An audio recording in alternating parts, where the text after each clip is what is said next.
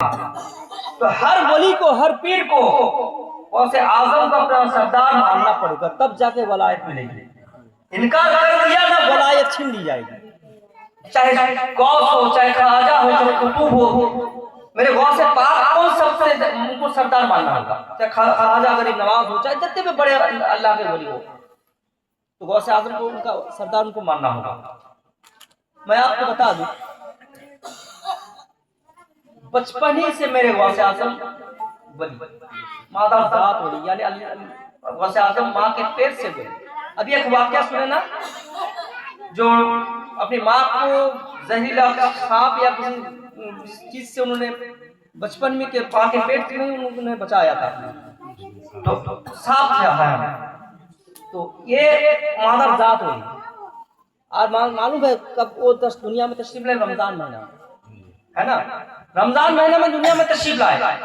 ان کی امی جب دودھ پلانے جا رہی تھی دودھ نہیں پی رہے تھے، یعنی وہ روزے کی حالت میں جتنے دن رمضان چلا تب تک دودھ نہیں پی۔ یہ ہے غوث اعظم۔ صرف غوث اعظم سے محبت کرنا، یہ دکھانا بولنا، یہ بڑی بات نہیں ہے۔ آج اگر ہم آپ لوگوں سے پوچھ لیں کہ کتنے لوگ عشاء کی نماز پڑھے ہیں، کتنے لوگ فجر کی نماز پڑھیں گے، آپ کا سر ہم سے جھک جائے گا۔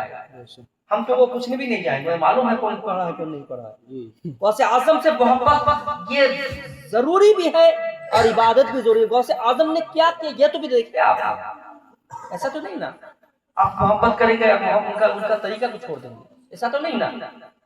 انہوں نے اچھا جوان لوگ رمضان میں روزے نہیں رکھتے، بچپن کے عالم میں ماں کے پیٹ سے جب دنیا میں تشریف ہے تب سے وہ روزے رکھتے، اور کیا میں نے کہا 40 سال تک انہوں نے عشاء کے وضو سے فجر کی نماز پڑھے ہیں، تو کتنی بڑے عبادت گزار۔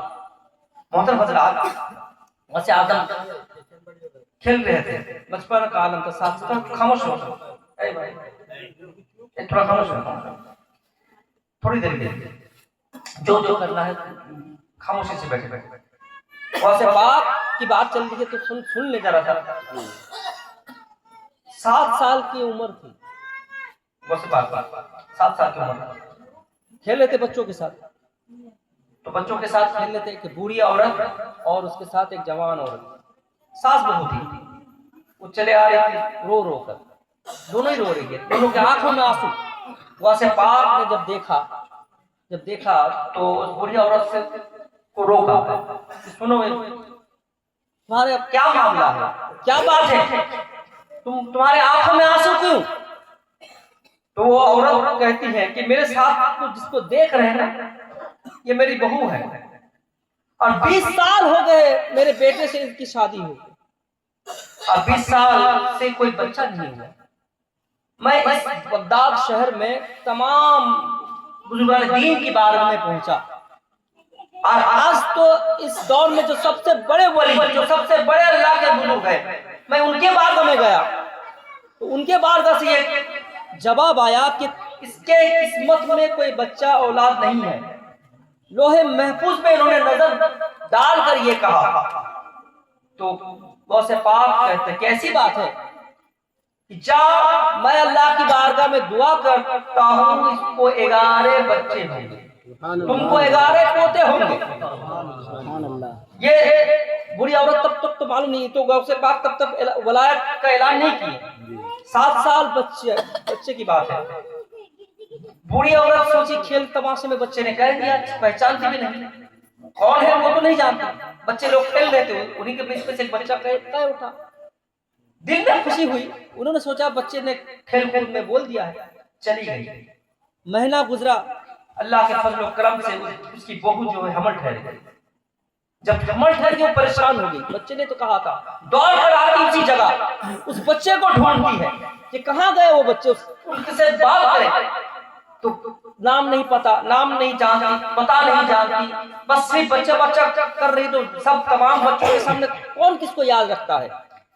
اسی طرح 11 سال گزر گئے، اور 11 سال میں اس عورت کو، یعنی اس بوڑھی عورت کو 11 پوتے اللہ نے عطا کیے۔ سبحان اللہ، سبحان اللہ۔